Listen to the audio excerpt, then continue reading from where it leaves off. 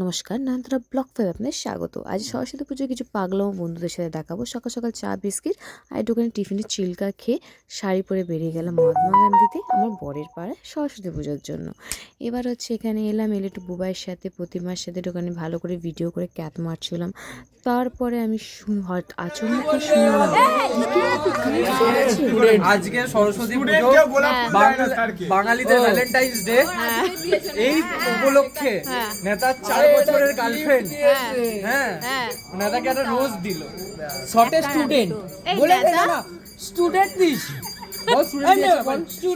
দিকের প্রেম কাহিনী শোনার পর ইন্দ্র করবে হচ্ছে প্রতিমার হারার গলা মুটকে দিয়ে।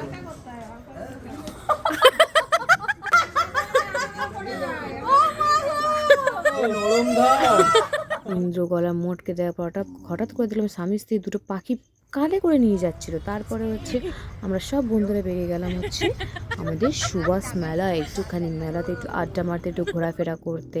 তো আমার বর একটু ছাপড়ি বিক্রি করছিল। যাই হোক, একটু ভিড় মেলাতে ঢুকলাম। ঢোকার পর আশেপাশে জিনিস জামা কাপড় দেখার পর মিকি মাউস যারা চড়তে পারবে না, এই জন্য বাইরে থেকে মিকি মাউস চড়ছিল, এত অসভ্য। তারপরে ফুচকা খাওয়ার পর আমাদের হলো কাহিনী